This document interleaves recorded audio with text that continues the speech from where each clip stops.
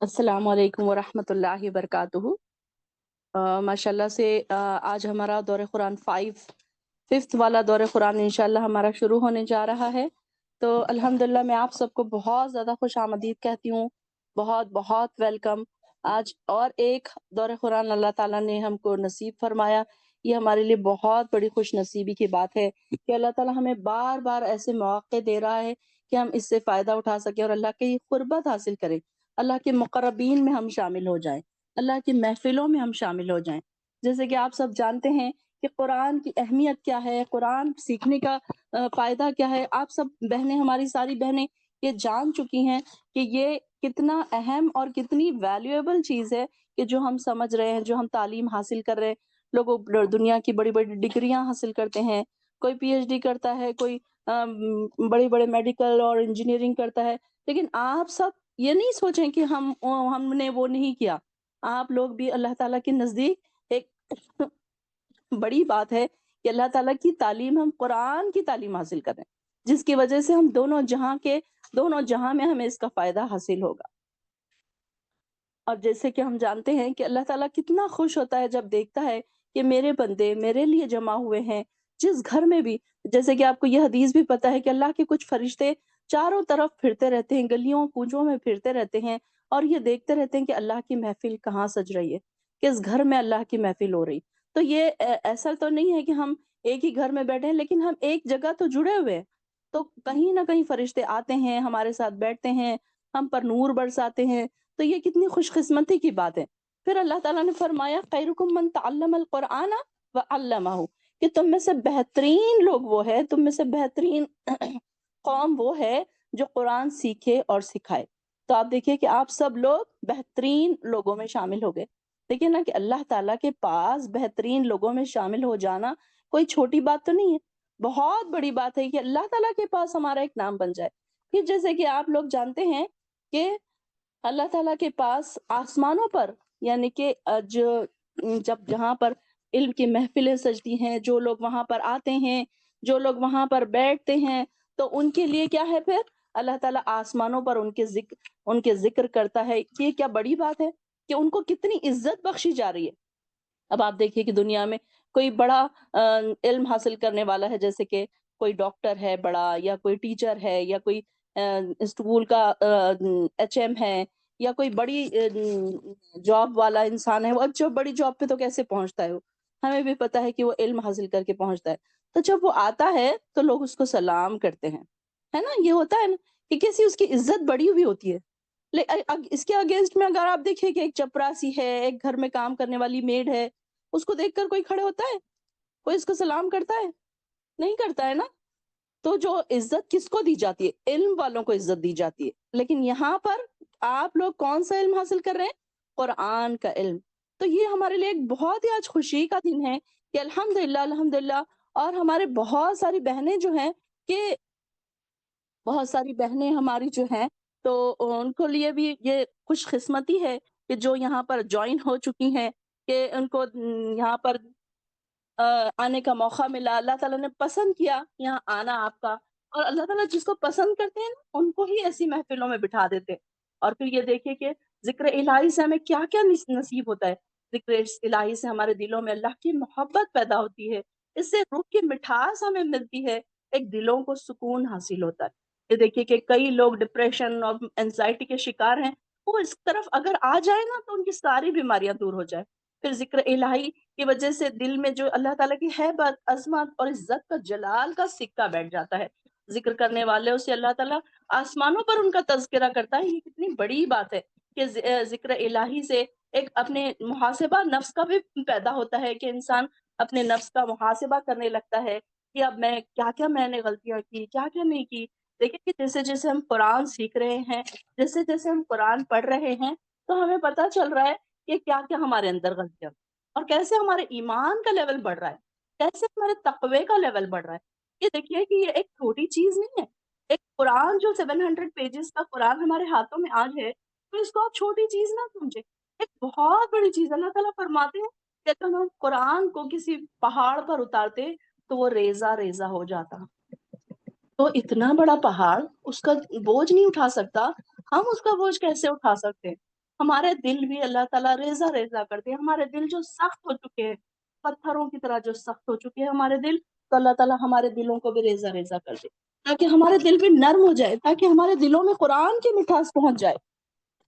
کہ یہ بات انسان سوچے کہ دیکھیں اللہ تعالیٰ ہمیں کیا کیا چیزیں عطا کر رہا ہے، کیا کیا نعمتیں عطا کر رہا ہے اس قرآن سے جڑنے کے بعد. یہ تو وہی بتا سکتے ہیں جو اس قرآن سے جڑ گئے ہیں. اس قرآن کی محبت کو، اس قرآن کی مٹھاس کو، اللہ کی محبت تک وہ پہنچ گئے ہیں. قرآن کی مٹھاس کو انہوں نے پا لیا، قرآن سے ان کو لو ہو گیا، محبت ہو گئی، ان کو اٹیچمنٹ ہو گیا. اب ان کے ایک دن بھی اگر قرآن کی کلاس میں نہیں بیٹھتے ہیں تو ان کو بے چینی سے محسوس ہوتی ہے.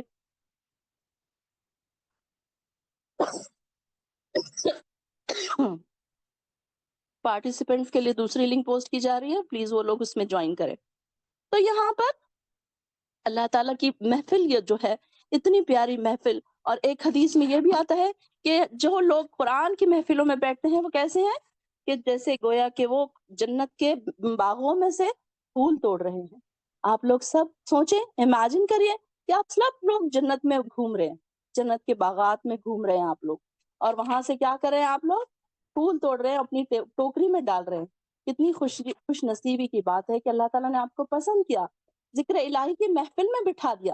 یہ اللہ تعالیٰ فرماتا ہے کہ فَاذْكُرُونِی أَذْكُرْكُمْ، کہ تم مجھے یاد کرو میں تمہیں بھی یاد کروں گا. اللہ تعالیٰ کا یاد کرنا کتنی بڑی بات ہے. یہ چھوٹی بات نہیں ہے کہ اللہ تعالیٰ ہم کو یاد کرے، ہم اللہ کو یاد کریں، یہ چھوٹی بات ہے، یہ کوئی اس میں بڑی بات نہیں ہے. لیکن اللہ تعالیٰ ہم کو یاد کرے، یہ بہت بڑی بات ہے. اللہ تعالیٰ اپنے خاص بندوں کو یاد کرتا ہے. اور کون سی محفل ہے وہ؟ فرشتوں کی محفل، عالم بالا کی محفل. جبرائیل علیہ السلام کے سامنے آپ سب کا تذکرہ ہو رہا ہے. یہ کتنی بڑی بات ہے، کتنی خوش نصیبی کی بات ہے کہ اللہ تعالیٰ دیکھیے کہ ایسے لوگوں کے سامنے ہمارا ذکر ہو رہا ہے. آپ دیکھیے کہ صرف کلاس میں بچے کی تعریف کی جاتی ہے نا تو بچہ خوشی سے پھولے نہیں سماتا. گھر میں آ کے ممی اپنے پیرنٹس کو کہتا ہے کہ میری آج کلاس میں اتنی تعریف ہوئی.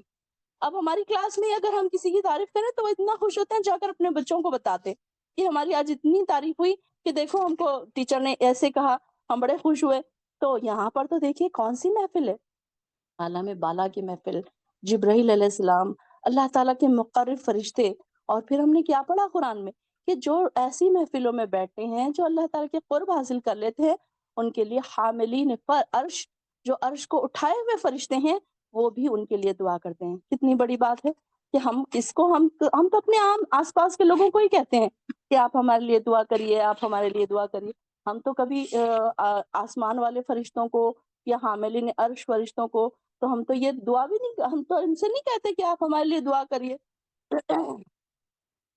پھر ذکر کی وجہ سے انسان قیامت کے دن اس سے محفوظ رہتا ہے، حسرت سے محفوظ رہتا ہے، گھبراہٹ سے محفوظ رہتا ہے. پھر قبر میں بھی دیکھیے کہ اس کا ساتھی بن کر قرآن آتا ہے، اس کے لیے جھگڑا کرتا ہے. کتنی بڑی بات ہے کہ قبر میں جب ہم اکیلے ہوں گے، رات کا اندھیرا، تاریکی ہوگی، اور پھر انسان دیکھے نا کہ اکیلے پن سے اور انسان اندھیرے سے کتنا ڈرتا ہے انسان. تو ایسے وقت میں قرآن اس کا ساتھی بن کے آئے گا اور اس کی بخشش کروائے گا. تو یہ کتنی بڑی بات ہے. تو ذکر الہی کی مجلس کیا ہے؟ فرشتوں کی مجلس ہے. ایکچولی دیکھا جاتا ہے کہ فرشتوں کی مجلسیں ہیں. یہاں پر فرشتے آ کر بیٹھ جاتے ہیں، ہمارے آس پاس فرشتے آ کر بیٹھے ہیں، انعام اکرام سے نواز رہے ہیں آپ کو. اب اللہ ایک حدیث میں آتا ہے کہ فرشتے جب بیٹھتے ہیں ایسی محفلوں میں اور اللہ تعالیٰ کے پاس جاتے ہیں تو اللہ تعالیٰ ان سے پوچھتے ہیں یہ میرے بندے کیا کر رہے تھے؟ تو کہتے ہیں کہ اللہ آپ کا ذکر کر رہے تھے. تو اللہ تعالیٰ پوچھتا ہے کہ وہ کیا انہوں نے مجھے دیکھا؟ تو وہ کہتے ہیں کہ نہیں اللہ تعالیٰ انہوں نے آپ کو نہیں دیکھا، پھر بھی آپ کی تعریف کر رہے تھے، آپ کی تقدیس کر رہے تھے، آپ کی تحلیل اور آپ کی بڑائی بیان کر رہے تھے. تو اللہ تعالیٰ بہت خوش ہوتا ہے اپنے بندوں سے. پھر اللہ تعالیٰ پوچھتا ہے کہ وہ اور کیا کہہ رہے تھے؟ تو فرشتے کہتے ہیں کہ اللہ تعالیٰ وہ جنت مانگ رہے تھے. تو اللہ تعالیٰ کہتے ہیں کیا انہوں نے جنت کو دیکھا؟ تو کہتے ہیں کہ نہیں اللہ تعالیٰ انہوں نے تو جنت کو نہیں دیکھا. تو اللہ تعالیٰ کہتے ہیں کہ انہوں نے جنت کو نہیں دیکھا، اگر وہ دیکھ لیتے تو پھر ان کا کیا حال ہوتا؟ تو اللہ تعالیٰ انہیں جنت ان کے نام لکھ دیتا ہے. پھر وہ کہتے ہیں کہ یا اللہ وہ دوزخ سے پناہ مانگ رہے تھے. تو اللہ تعالیٰ فرماتے ہیں کیا انہوں نے دوزخ کو دیکھا ہے؟ تو وہ کہتے ہیں کہ نہیں اللہ تعالیٰ انہوں نے دوزخ کو نہیں دیکھا. تو اللہ تعالیٰ فرماتے ہیں کہ اگر وہ دوزخ کو دیکھ لیتے تو پھر ان کا کیا حال ہوتا؟ تو اللہ تعالیٰ ان کو دوزخ سے پناہ دیتا ہے. پھر فرشتے کہتے ہیں کہ اللہ تعالیٰ اس محفل میں ایک ایسا شخص بھی آیا تھا جو بہت گناہ گار ہے اور وہ کوئی ایسے انٹینشن سے نہیں آتا کہ میں نیکی کروں یا میں اللہ کو راضی کروں یا کوئی ایسی نیکی کے، وہ تو بس ایسے ہی چلتے چلتے آ گیا اور ایسے ہی بس بیٹھ گیا، اس نے سوچا چلو بیٹھ جاتی ہوں۔ تو اللہ تعالیٰ فرماتے ہیں کہ اس شخص کے لیے بھی اللہ تعالیٰ اس کے گناہوں کا معاف کر دے گا اور اس کے لیے بھی وہ ساری نیکیاں لکھ دے گا۔ کتنی بڑی بات ہے کہ ہم تو چھوٹی چھوٹی نیکیاں کر رہے ہیں، لیکن اللہ تعالیٰ دیکھیے کہ اس اجر ہمیں کتنا دے رہا ہے۔ تو یہاں ہمیں یہ پتا چل رہا ہے کہ ایسی محفل جو ہے، رحمتوں والی محفل، اس کو ہم نے مس نہیں کرنا ہے، کسی حال میں ہم نے اس کو مس نہیں کرنا ہے۔ کہ یہ جو آج کی ہماری کلاس ہے، یہ صرف جسٹ انٹروڈکشن تھوڑا سا میں اسٹارٹنگ میں لے رہی ہوں آپ سے، تو لیکن یہ دیکھیے کہ کیا ہمیں ملے گا۔ ایسے ہی تو ہم نہیں 1 گھنٹہ بیٹھے ہیں اس کلاس میں، آپ 1 گھنٹے میں کیا سے کیا کما رہے ہیں، کتنی نعمتوں سے آپ کتنی نعمتوں کو آپ حاصل کر رہے ہیں، اس بات کا آپ کو اندازہ ہی نہیں ہے۔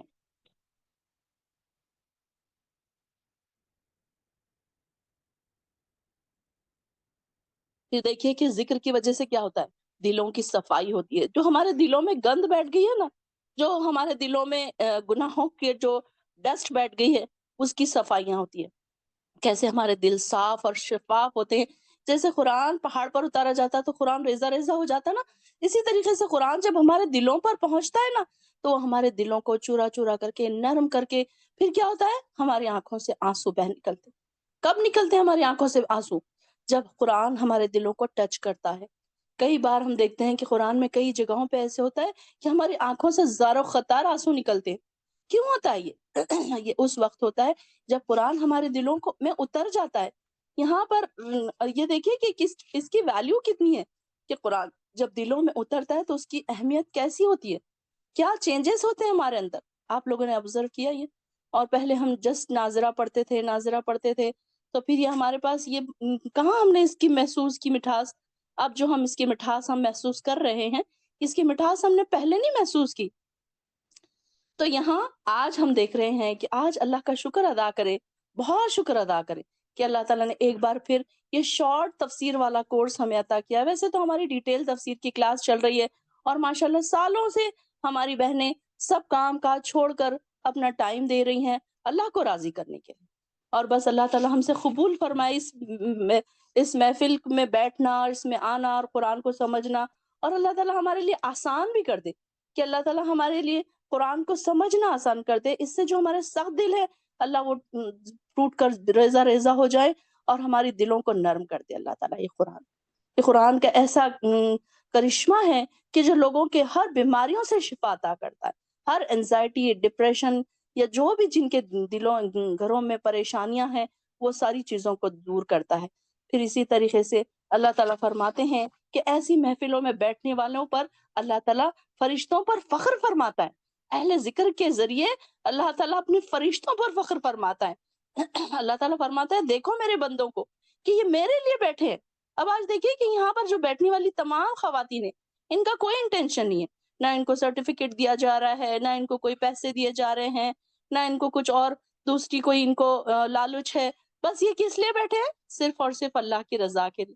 تو اللہ تعالیٰ ایسے لوگوں کی بات کر کے اپنے فرشتوں پر فخر کرتا ہے کہ دیکھو یہ میرے بندے کیسے ہیں، یہ ذاکرین ذاکرات جو اللہ تعالیٰ جن کے بارے میں کہتا ہے، تو یہ اللہ تعالیٰ ان کے بارے میں فرماتا ہے کہ یہ ان کے اوپر اللہ تعالیٰ پراؤڈ کرتا ہے۔ کتنی بڑی بات ہے نا کہ یہ ہم ان کے لیے اللہ تعالیٰ ہمارے لیے ایسی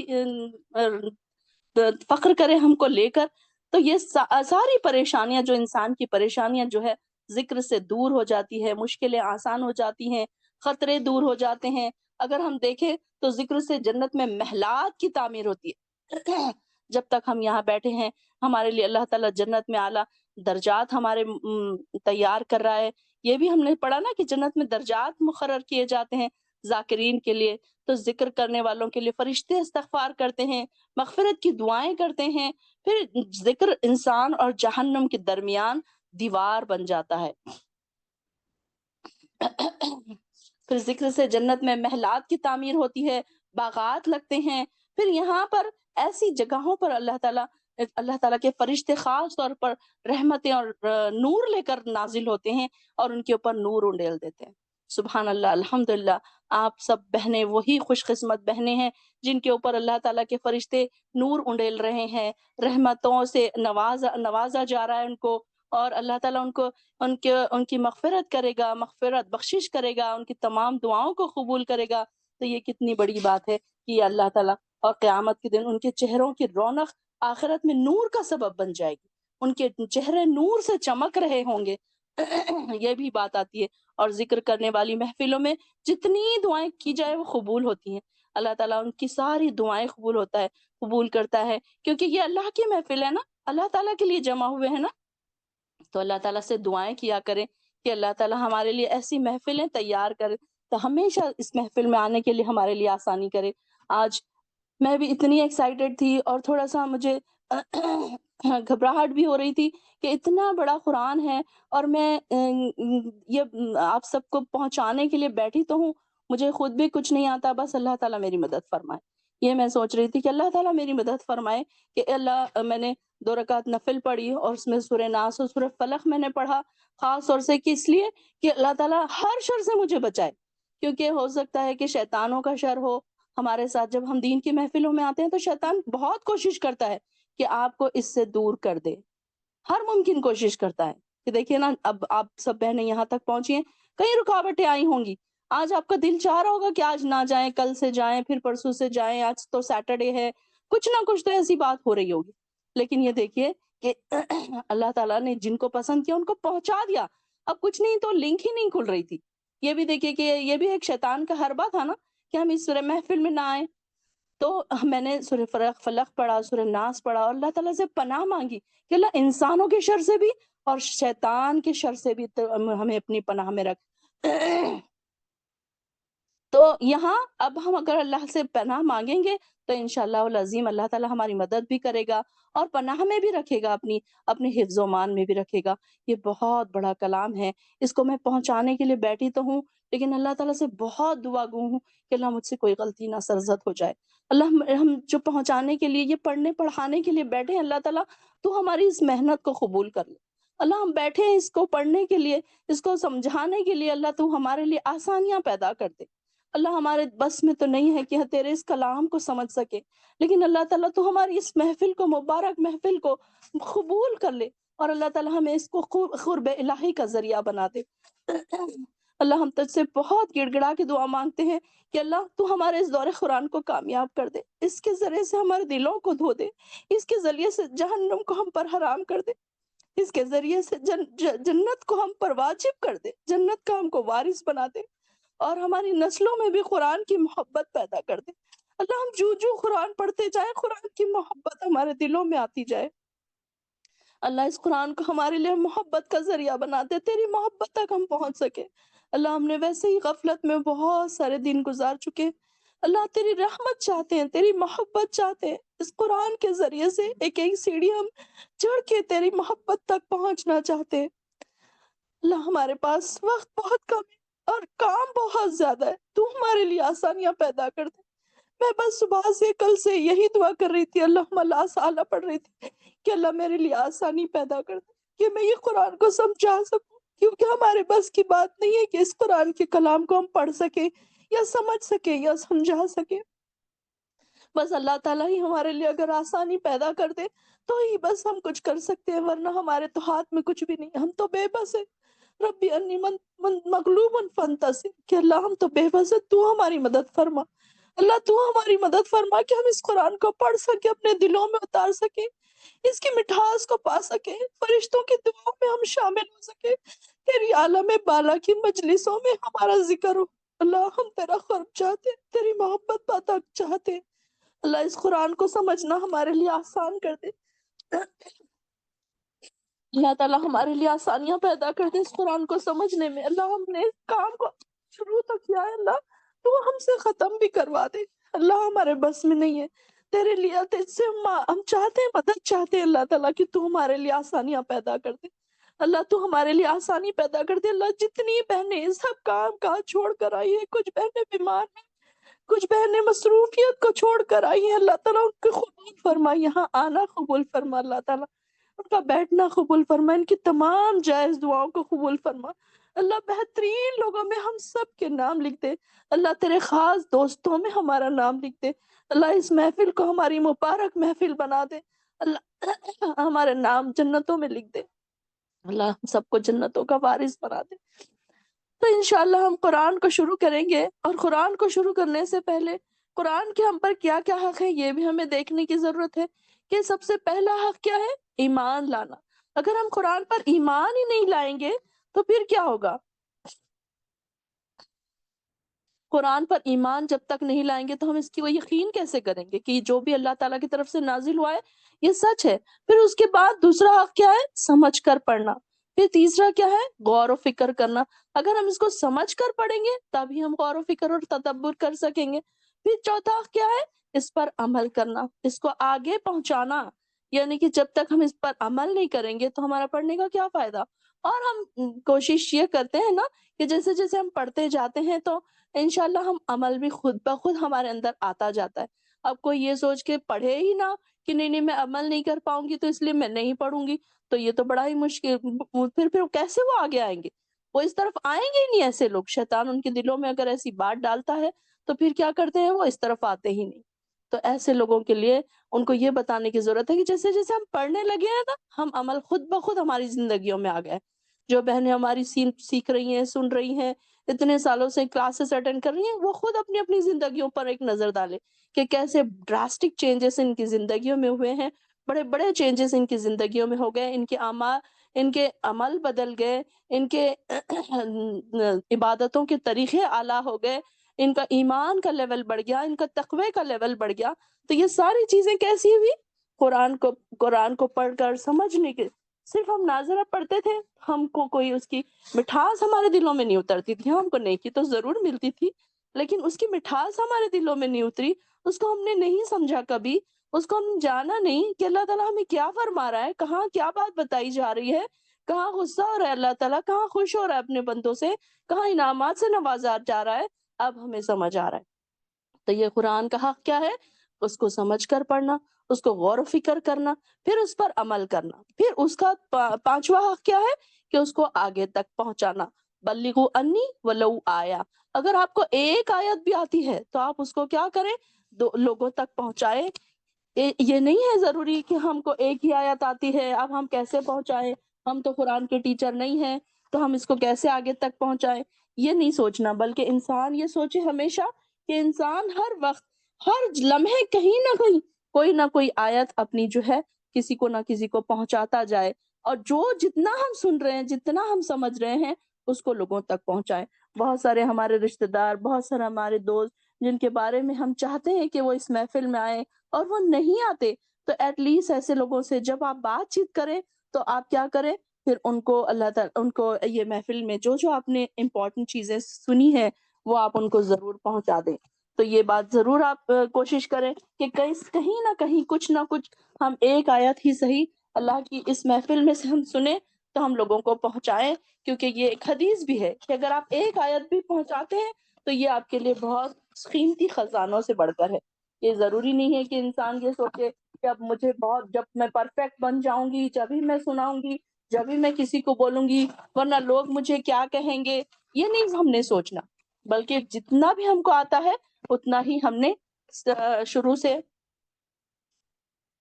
جتنا ہم کو آتا ہے ان کو اتنا ہی ہم نے لوگوں تک پہنچا دینا ہے، تاکہ اللہ تعالیٰ ہم سے یہ قبول فرمائے، یہ حق بھی ہم ادا کر دیں، کیونکہ سیکھنے اور سکھانے والے دونوں ہی اللہ تعالیٰ کے پاس امپورٹنٹ ویلیویبل لوگ ہیں، کہ ایسے لوگوں کی اسپیشل محفلیں ہوں گی، جنت میں ان کی مجلسیں الگ ہوں گی جو قرآن کو سیکھتے تھے اور سکھاتے تھے۔ تو انشاءاللہ آج سے ہمارا یہ نیا سفر شروع ہو رہا ہے، تو میں کوشش کروں گی کہ آپ لوگوں کو آسان الفاظ میں سمجھاؤں، اور آپ لوگ بھی کوشش کریں کہ وقت پر ضرور حاضر ہو جائیں، تاکہ ہم اس کی جو ویلیو ہے، اس کی جو اہمیت ہے، اس سے ہمارا کچھ چھوٹ نہ جائے اگر ہم لیٹ جوائن کریں گے تو۔ اور انشاءاللہ آپ کے لیے آج کی ویڈیو بھی پوسٹ کر دی جائے گی۔ تو انشاءاللہ اللہ تعالیٰ کا نام لے کر ہم شروع کرتے ہیں۔ رب اشرح لی صدری ویسر لی امری واحلل عقدۃ من لسانی یفقہوا قولی۔ اللہم لا سہل الا ما جعلتہ سہلا وأنت تجعل الحزن إذا شئت سهلا ربي يسر ولا تعسر اللهم فقهنا في الدين اللهم فقهنا في الدين اللهم إني أسألك علما نافعا ورزقا طيبا وعملا متقبلا آمین یا رب العالمین۔ چلیے شروع کرتے ہیں سورۃ الفاتحہ۔ اس سے پہلے سورۃ الفاتحہ کی قرأت سنیے۔ أعوذ بالله من الشيطان الرجيم بسم الله الرحمن الرحيم الحمد لله رب العالمين الرحمن الرحيم مالك يوم الدين إياك نعبد وإياك نستعين اهدنا الصراط المستقيم صراط الذين أنعمت عليهم غير المغضوب عليهم ولا الضالين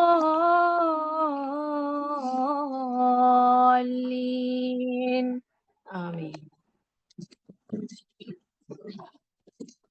جزاک اللہ خیر۔ چلیے انشاءاللہ شروع کرتے ہیں سورۃ الفاتحہ۔ اب یہاں پر دیکھیے کہ سب سے پہلے جب بھی ہم قرآن شروع کرتے ہیں تو اعوذ باللہ من الشیطان الرجیم سے شروع کرتے ہیں۔ یہ بھی قرآن کی آیت ہے، فَإِذَا قَرَأْتَ الْقُرْآنَ فَاسْتَعِذْ بِاللَّهِ مِنَ الشَّيْطَانِ الرَّجِيمِ۔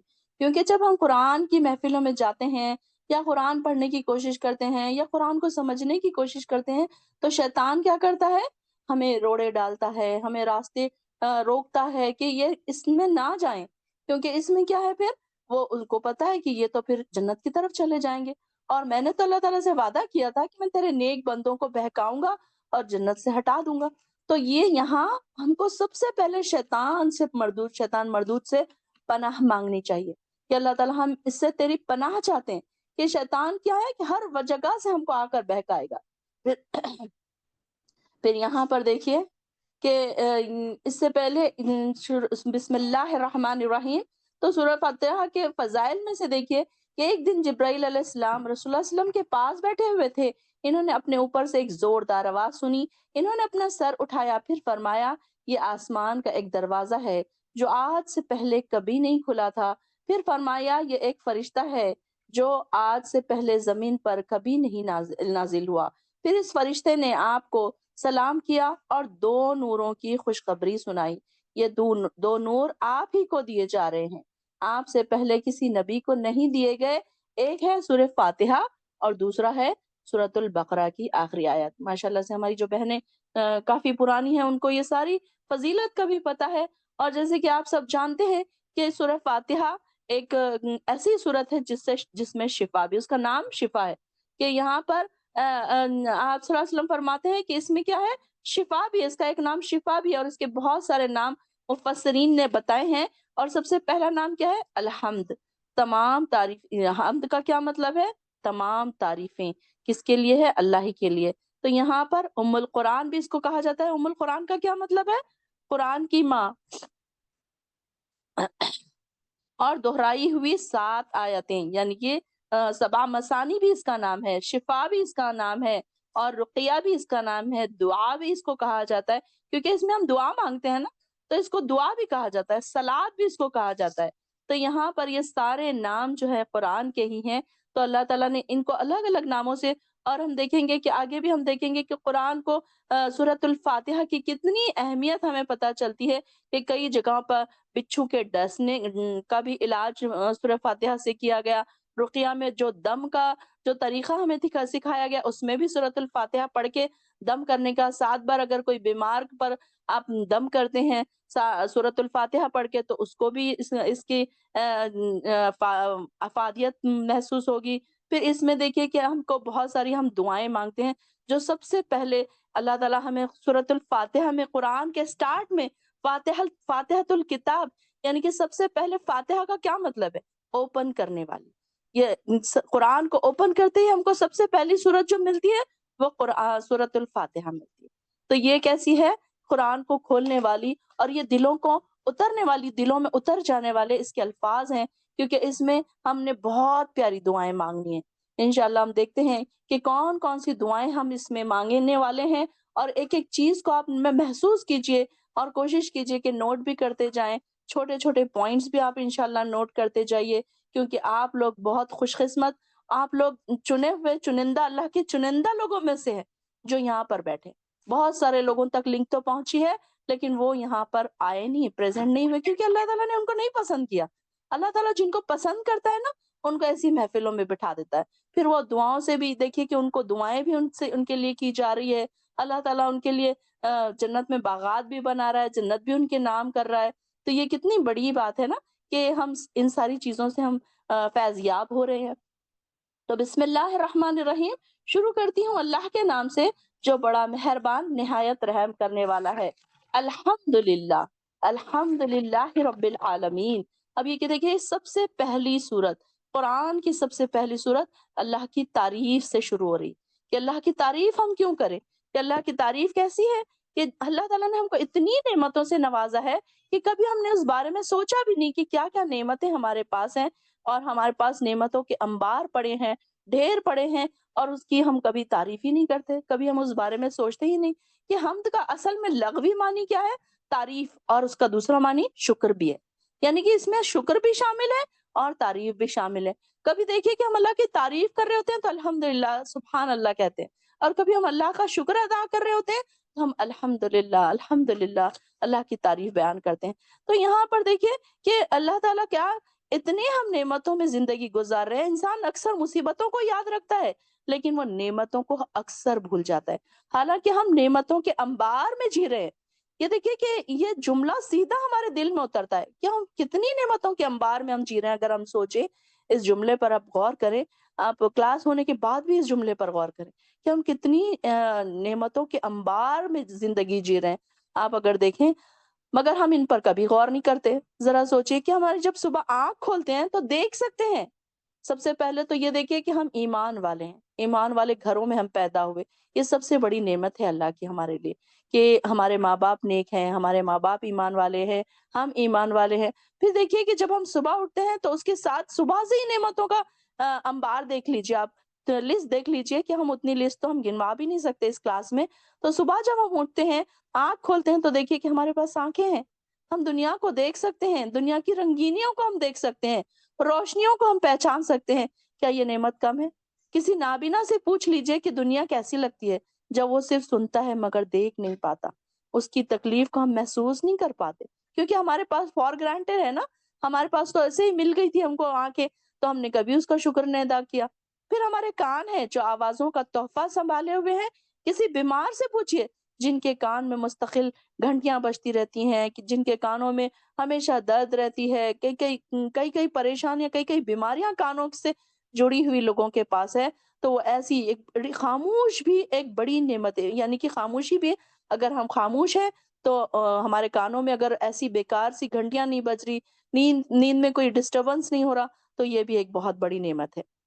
پھر ہماری زبان جو ذائقے پہچانتی ہے، خوشبو ہے جو دل کو خوش کر دیتی ہے، ہاتھ ہیں جو چھو کر محسوس کرتے ہیں، یہ جو دل کی دھڑکن ہے، یہ جو دل دھڑک رہا ہے، یہ سانس جو خود بخود چل رہی ہے، یہ خون جو بنا رکے دوڑ رہا ہے، یہ سب کسی فیکٹری میں نہیں بنتا، یہ سب خالق کائنات کی جاری کردہ نظام رحمت ہے. پھر ذرا دیکھیے کہ ہمارے گھر کی چھت خود کتنی بڑی نعمت ہے.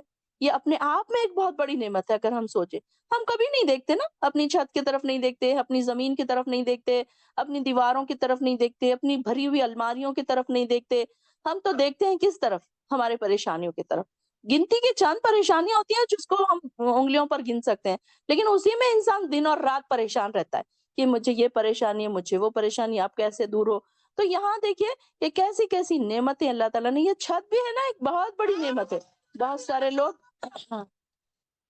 سارے لوگ ان کو ایسے بھی ہیں جو ساتھ راتوں میں فٹ پاتھ پر سو جاتے ہیں. بیچاروں کے لیے کوئی کمرہ نہیں، کوئی بستر نہیں، کوئی تکیہ نہیں، کوئی کمبل نہیں، کوئی پنکھا، کوئی فریج، کوئی چیز نہیں. اور ہمارے پاس دیکھیے کہ زندگی کی ہر آسائش کی چیزیں موجود ہے. سردیوں میں ہمارے پاس ہیٹر ہے، گرمیوں میں ہمارے پاس اے سی ہے، فینس ہے، کولر ہے، کیا نہیں ہے ہمارے پاس. یہ ساری نعمتیں، یہ سب چھوٹی چھوٹی نعمتیں ہیں جنہیں ہم معمولی سمجھ کر بھول جاتے ہیں. کبھی ہم اس کا ذکر بھی نہیں کرتے. پانی کے ایک گھونٹ کی بھی دیکھیے کہ پانی کا ایک گھونٹ ہمیں نہ ملے وقت پر تو ہم کیسے پریشان ہو جاتے ہیں. پانی کی اصل اہمیت تو ہمیں کب سمجھ میں آتی ہے؟ جب ہم روزے میں ہوتے ہیں، جب سمجھ میں آتی ہے کہ جب ہم روزہ کھولتے ہیں تو پانی کی کیسی اہمیت سمجھ میں آتی ہے. دن بھر ہم پانی پیتے رہتے ہیں، ہم کبھی اس پر غور نہیں کرتے، کبھی الحمدللہ نہیں کرتے. اور دیکھیے کہ جب نل کھولتے ہیں تو بے فکری سے اس کو بہا دیتے ہیں.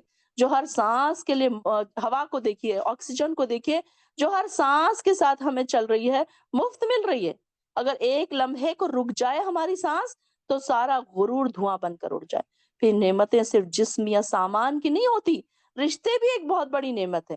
ماں باپ کا ہونا، بچوں کا ہونا، بہن بھائیوں کا ہونا، باپ کا سایہ سر پر رہنا، ماں کا سایہ رہنا، یہ بھی ایک بہت بڑی نعمت ہے. پھر بچوں کی مسکراہٹیں، بچوں کی خوشیاں، یہ ساری نعمتیں بہت بڑی نعمت ہے.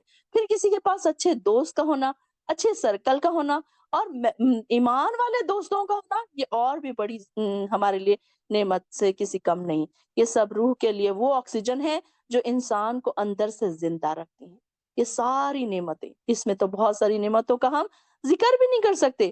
اور کوئی ذرا سا بھی غور کرے تو معلوم ہوگا جن چیزوں کی ہم شکایت کرتے ہیں وہ بھی دراصل کسی نعمت کا چھپا ہوا روپ ہے.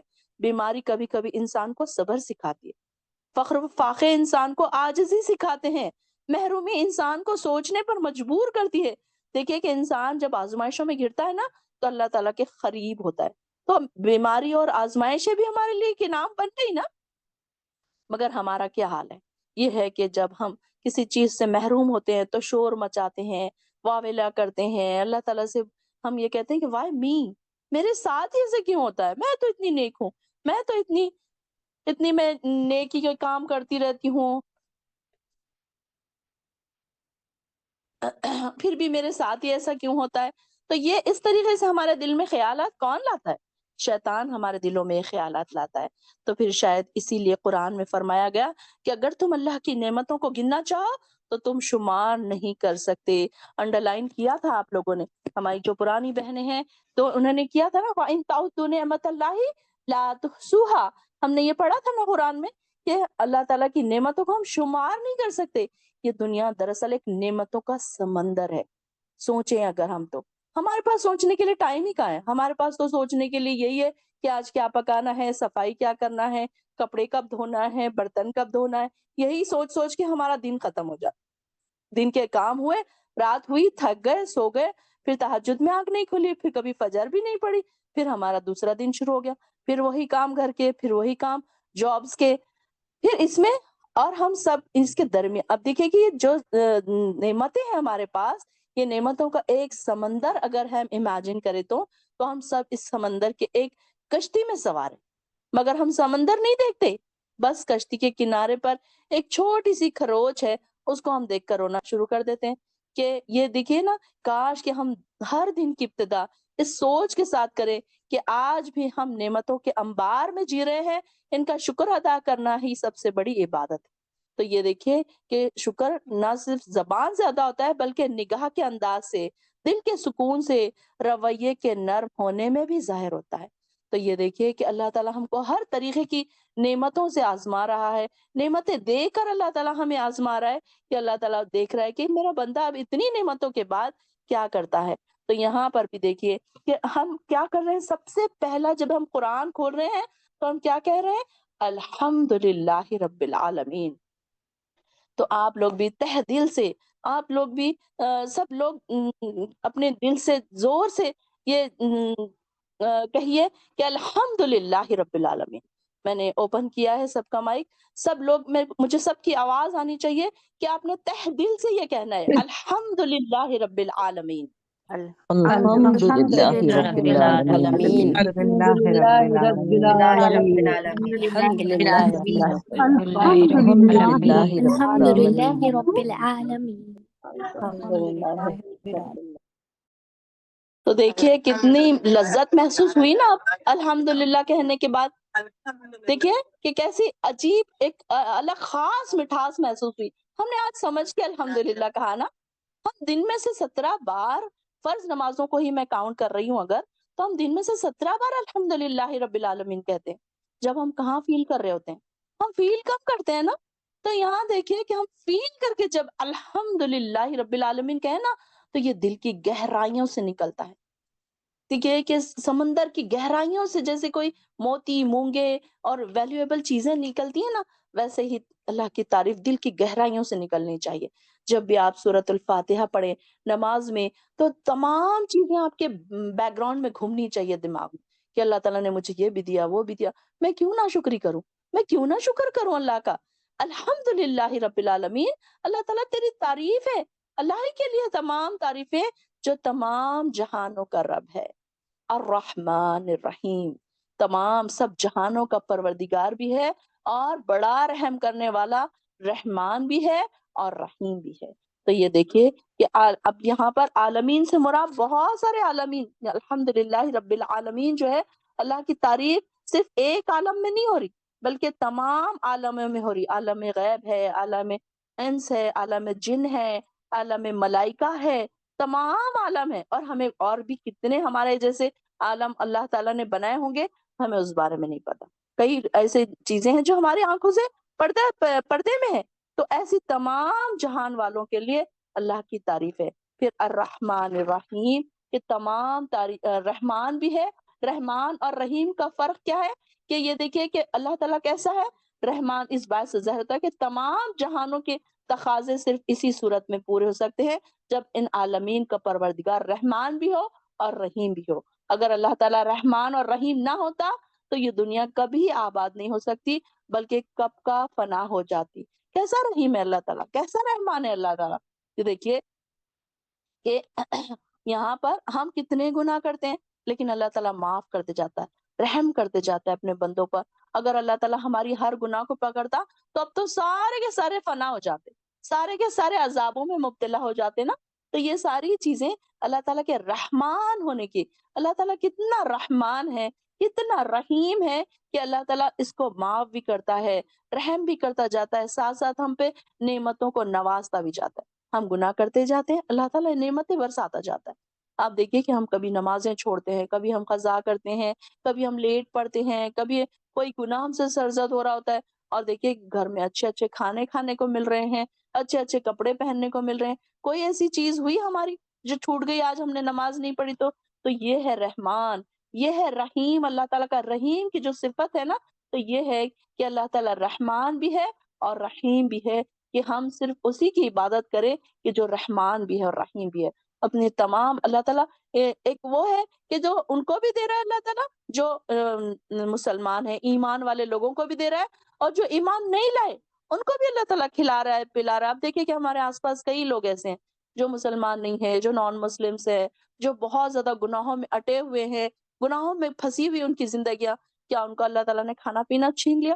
نہیں. ان کو کوئی آزمائشوں میں مبتلا کر دیا؟ نہیں. بلکہ اللہ تعالیٰ ان کو بھی دے رہا ہے. یہ اس کی صفت ہے، یہ اس کا رحمان ہونا ہے کہ اللہ تعالیٰ اپنے بندوں پر اتنا رحمان ہے کہ وہ جہاں کہیں بھی اپنے بندوں کو، یعنی یہاں تک کہ وہ چونٹی کو ایک بل میں بھی اس کا کھانا پہنچا رہا ہے، ایک اس میں بھی سمندر میں ایک ویل مچھلی کو کتنا کھانا لگتا ہے اس کو بھی پہنچا رہا ہے. ہم نہیں کر سکتے یہ کام. ہم 4 لوگوں کو کھانا بناتے ہیں گھر میں اور ہم تھک جاتے ہیں، ہم پکارنے لگتے ہیں کہ آج میں اتنا تھک گئی، ایک دعوت میں نے کیا. اللہ تعالیٰ دیکھیے کہ کتنے لوگوں کو کھلا رہا ہے پلا رہا ہے. یہ ساری چیزیں دیکھیے کہ اللہ تعالیٰ کیسا رحیم اور کیسا رحمان ہے کہ ہم پر اللہ تعالیٰ اتنی رحمت برساتا ہے. پھر یہاں پر ہم اللہ تعالیٰ کی پہلے ہم تعریف کرتے ہیں، اللہ کی تعریف ہم بیان کرتے ہیں اور اس کے بعد ہم اللہ کا شکر ادا کرتے ہیں اور اس کے بعد ہم اللہ تعالیٰ سے دعا کرتے ہیں کہ ایک دوسری تعریف اور اللہ تعالیٰ کی کیا ہم کرتے ہیں کہ اللہ تو ایک مالک یوم الدین بھی ہے، روز جزا کا بھی مالک ہے. اللہ تعالیٰ کی یہ بھی ایک تعریف ہم بیان کرتے ہیں کہ قیامت کے دن اب کوئی بھی مالک نہیں ہوگا، صرف اللہ تعالیٰ ہوگا اور جو لوگوں کو معاف بھی کرے گا. ہم نے دیکھا نا کہ ایک انسان بہت سارے گناہ لے کر آئے گا، اللہ تعالیٰ اس کو بھی معاف کر دے گا. ہم نے یہ بھی سنا کہ اللہ تعالیٰ گناہوں کو نیکیوں میں بدل دے گا. یہ بھی اللہ تعالیٰ کی رحمان کی اور رحیم کی صفت ہے کہ اللہ تعالیٰ اتنا مہربان ہے اپنے بندوں پر کہ اس کے گناہوں کو نیکیوں میں بدلنے کی بھی رکھتا ہے، طاقت رکھتا ہے۔ ان اللہ علی کل شیء قدیر، کہ ہم نے یہ بھی دیکھا نا کہ اللہ تعالیٰ مالک ہے یوم جزا کا، سزا اور جزا کا مالک۔ جب ہم یہ کہتے ہیں کہ مالک یوم الدین، یوم الدین جو سزا اور جزا کا جو دن ہے، اس کے ہم سوچتے ہیں تو خوف آتا ہے کہ اللہ کیا ہوگا ہمارا اس دن، یا قیامت کے دن ہمارا کیا ہوگا، ڈے آف ججمنٹ کے دن کیا ہوگا، جب سورج سوا نیزے پر آ جائے گا، جب کوئی کسی کو نہیں پہچانے گا، تو صرف اس دن کیا ہوگا؟ اگر ہماری محبت اللہ سے ہے، اللہ ہمیں محبت کرے گا، اللہ ہمیں پسند کرے گا، تو اپنے خاص بندوں میں ہمیں شامل فرما لے گا، اور ہم سے وہ پریشانیاں اور وہ سختیاں ہم سے دور کر دے گا، اور وہ گھبراہٹ ہم سے دور کر دے گا جو دوسرے لوگ اس دن گھبراہٹوں میں ہوں گے۔ تو ایاک مالکی یوم الدین، اللہ تعالیٰ مالک ہے، یوم جزا کا مالک ہے۔ ایاک نعبد و ایاک نستعین۔ اب ہم یہاں پر دیکھیے اللہ تعالیٰ کی پہلے ہم نے تعریف بیان کر دی اور اللہ تعالیٰ کی تقدیس ہم نے بیان کر دی، اب ہم اللہ تعالیٰ سے دعا مانگ رہے ہیں۔ جب دعا مانگنے کا طریقہ یہ ہونا چاہیے کہ جب بھی ہم اللہ تعالیٰ سے دعا مانگے نا، پہلے اللہ کی تعریف بیان کرے، پہلے اللہ کی بڑائی بیان کرے، تقدیس بیان کرے، تحلیل بیان کرے اللہ کی۔ تو اس میں بھی ہم نے پہلے کیا کیا کہ اللہ تعالیٰ کی تعریف بیان کی، اور پھر بعد میں ہم نے اللہ تعالیٰ سے دعا کی کہ یہ دیکھیے کہ ہم کیا دعا کر رہے ہیں، ایاک نعبد و ایاک نستعین، کہ اللہ ہم صرف تیری ہی عبادت کرتے ہیں اور تجھ ہی سے مدد مانگتے ہیں۔ اس جملے میں شرک کا بھی انکار ہو رہا ہے۔ اگر ہم سوچیں تو اس جملے میں شرک کا انکار ہو رہا ہے۔ اس سے کیا مطلب نکل رہا ہے کہ اللہ ہم اور کسی سے مدد مانگنے نہیں چاہ رہے۔ ہم نے یہ نہیں کہ ہم فلاں مزار پہ چلے گئے، وہاں پر ہم نے اولاد مانگ لی، فلاں مزار پر ہم نے چادریں چڑھا دی، اور وہاں پر ہم نے اپنے بزنس کے لیے دعا کر لی، نہیں، بلکہ ہم ساری دعائیں، ساری جو ہماری پریشانیوں کی جو بات ہے، ہم کس کے سامنے رکھتے ہیں؟ ایاک نعبد ایاک نستعین، ایاک، صرف اور صرف تیری ہی۔ یہاں پر صرف کہہ کے ہم نے حد بند کر دی، حد ختم کر دی کہ یہاں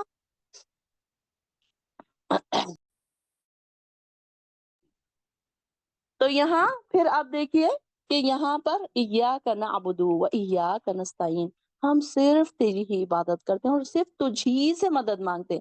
یہاں پر بندہ اپنے آپ کو عاجزی اور انکساری میں ڈھکیل دیتا ہے، اپنے آپ کو ایک غلام محسوس کرتا ہے۔ عبادت کون کرتا ہے؟ عبد کیا ہوتا ہے؟ نعبدو کس کو کہتے ہیں؟ نعبدو ہم عبادت کرتے ہیں، عبادت کرنے والا کیا ہے؟ عبد۔ عبد کس کو کہتے ہیں؟ غلام کو کہتے ہیں۔ تو یہ غلام، ہم نے اللہ تعالیٰ کا غلام اپنے آپ کو بنا لیا۔ غلام کون ہوتا ہے؟ غلام وہ ہوتا ہے کہ جو عاجزی اور انکساری اس کے نیچے سر جھکا لیتا ہے، ہر چیز میں اپنے سروں کو جھکا لیتا ہے کہ اللہ تجھے جو کہے وہ میں کروں۔ غلام ہمارے پاس اگر ہو تو وہ کیا کرے گا؟ وہ آقا کا ہر کام کو مانے گا نا، اس کے ہر کام کو بجا لائے گا۔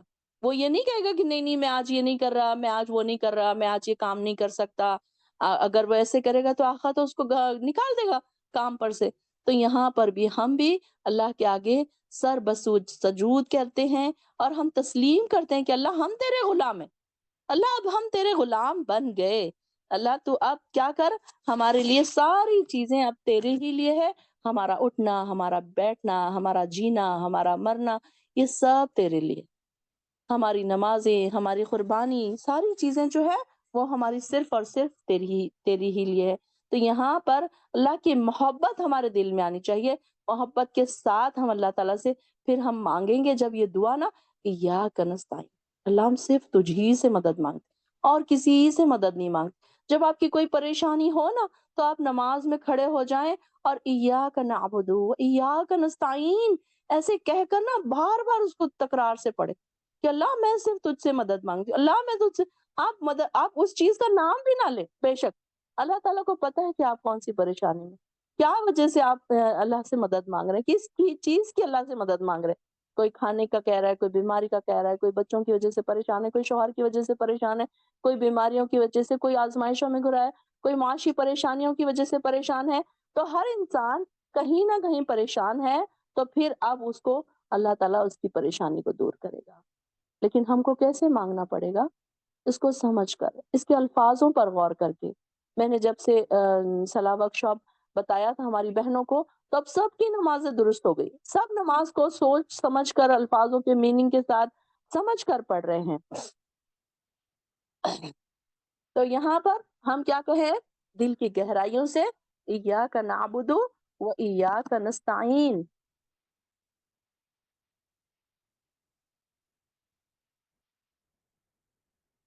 اہدنا الصراط المستقیم۔ اب ہم اور دوسری دعا کیا مانگ رہے ہیں، اہدنا الصراط المستقیم، اللہ ہمیں سیدھے راستے پر چلا دے، اہدنا دکھا ہم کو سیدھا راستہ۔ سیدھا راستہ کون سا ہوتا ہے؟ جنت میں جانے والا راستہ، گناہوں سے بچنے والا راستہ، اللہ کی محبت کو پانے والا راستہ، یہ ساری چیزیں کیا ہے، عبادت میں شامل ہے، کہ یہ ساری چیزیں صراط المستقیم میں شامل ہے۔ کہ ہم پڑھ رہے تھے نا 2-4 دن پہلے کہ اللہ تعالیٰ جس کو چاہتا ہے صراط المستقیم پر چلا دیتا ہے، جن کو پسند کرتا ہے اللہ تعالیٰ، کہ اللہ تعالیٰ بھی ان کو پسند کرتا ہے جو چاہت رکھتے ہیں سیدھے راستے پر چلنے کی۔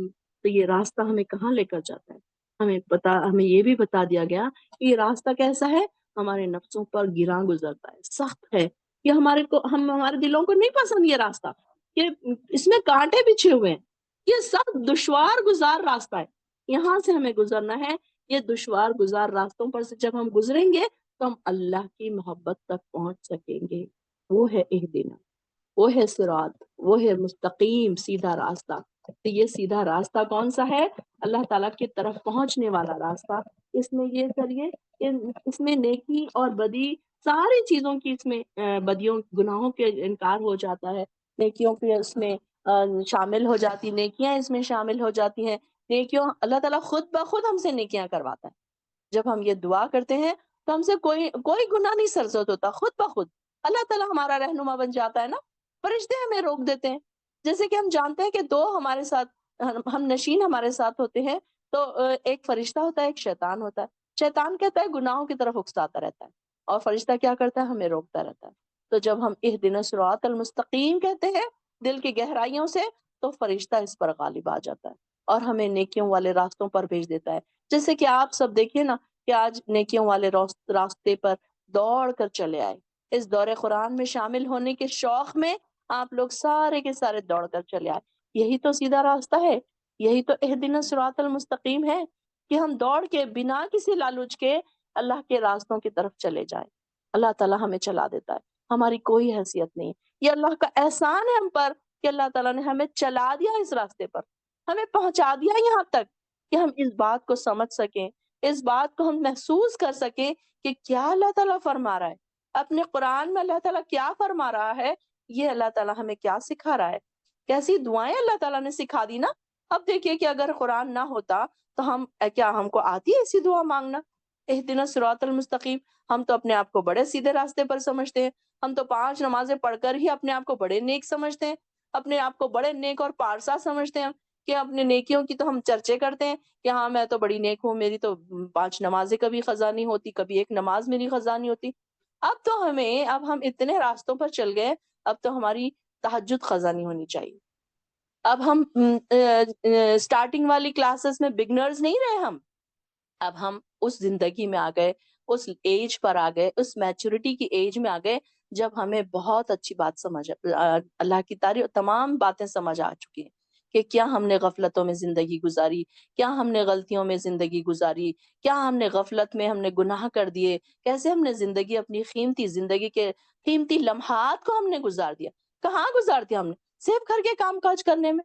گھر کے کام کاج کرنا تو ہر کوئی کرتا ہے، ایسی بھی خواتین ہیں جو چھوٹے چھوٹے بچے رکھ کر قرآن کی کلاسز بھی اٹینڈ کر رہی ہیں، ایگزامز بھی پاس کر رہی ہیں، سب کچھ کر رہی ہیں، اس کے باوجود بھی دیکھیے کہ وہ گھر کے کام کاج بھی کر رہی ہیں، ایسے نہیں کہ ان کے گھر کے کام کاج رک گئے۔ تو یہ اللہ تعالیٰ ایسے لوگوں کو پھر ہمارے سامنے کھڑا کر دے گا کہ ہم اگر یہ ایکسکیوز ہم پیش کریں گے تو اللہ تعالیٰ سے دعا بھی کرنا ہے کہ اللہ ہم کو سیدھے راستے پر چلا دے، اور یہ سیدھا راستہ سیدھا کہاں لے کر جاتا ہے ہم کو؟ جنتوں کی طرف، اللہ کی محبت کی طرف لے کر جاتا ہے صراط۔ اور پھر اللہ تعالیٰ سے ہم یہ بھی کہہ رہے ہیں کہ اللہ کون سا راستہ، صراط الذین، صراط اہدنا الصراط المستقیم، یہ سیدھا راستہ کون سا راستہ ہے اللہ تعالیٰ؟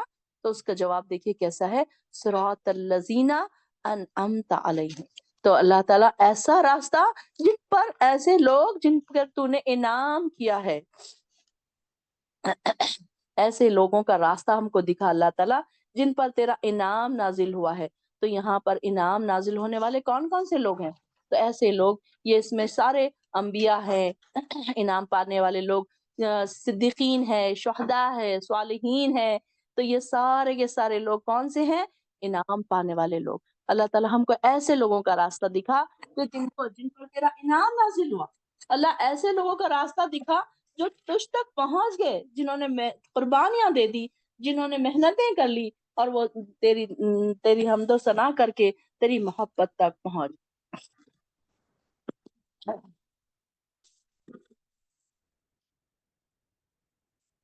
اب یہاں پر دیکھیے کہ کتنی پیاری دعا ہم کو اللہ تعالیٰ سکھا رہا ہے کہ ایک تو دیکھیے نا کہ دعا جو ہے، دعا ہی ایک اصل عبادت ہے۔ اب ہم نماز میں یہ دعا کر رہے ہیں، نماز تو ہم پڑھ رہے ہیں، عبادت تو ہم کر رہے ہیں، لیکن اس میں بھی دعا بھی ہم کر رہے ہیں۔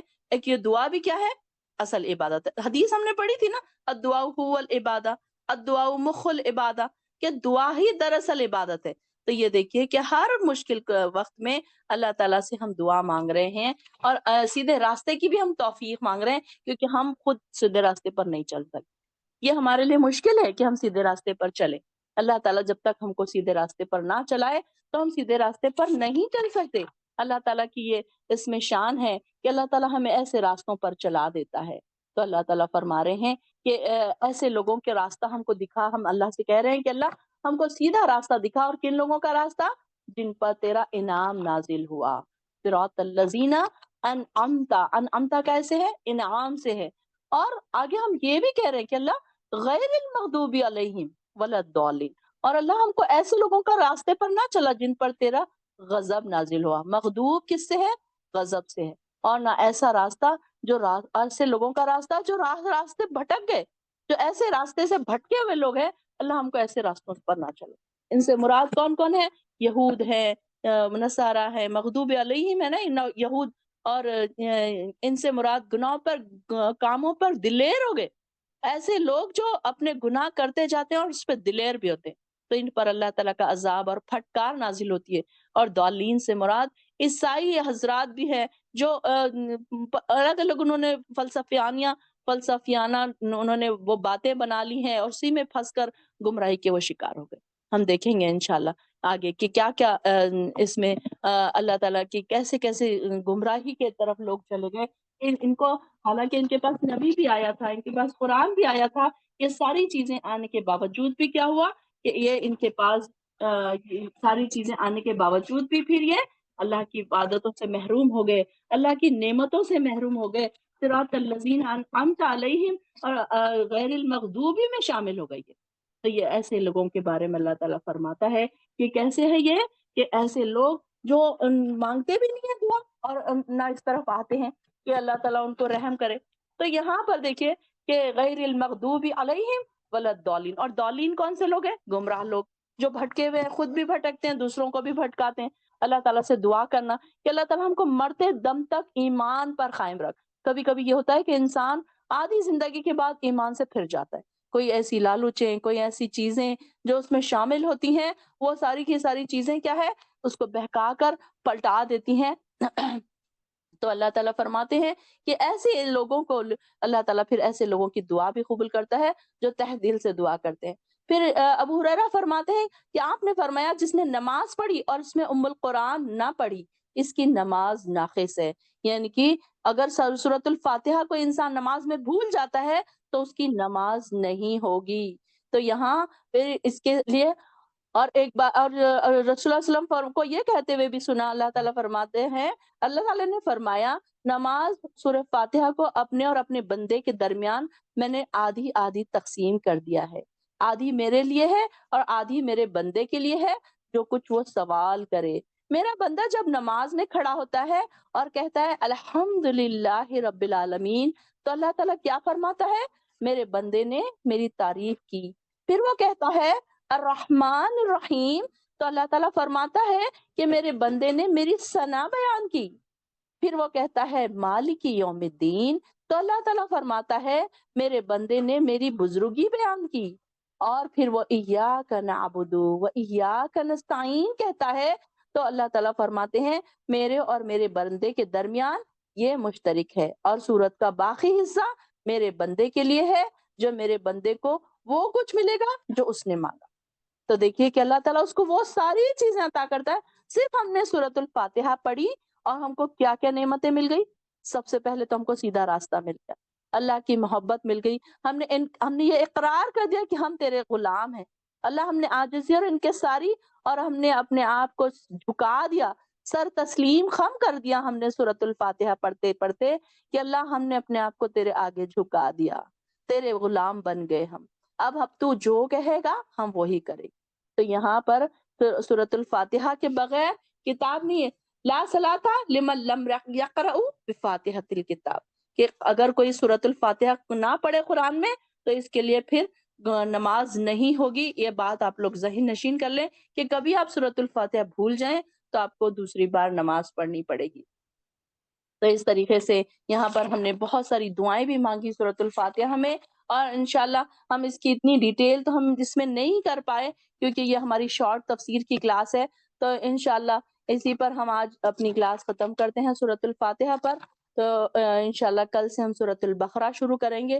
وآخر الدعوانا ان الحمد للہ رب العالمین۔ اللہ تعالی ہم سے قبول فرمائے ہمارا بیٹھنا، آپ سب کا یہاں آنا بیٹھنا اور یہاں پر وقت دینا، اللہ تعالیٰ بہت زیادہ جو ثواب کے ساتھ قبول فرمائے۔ وآخر الدعوانا ان الحمد للہ رب العالمین۔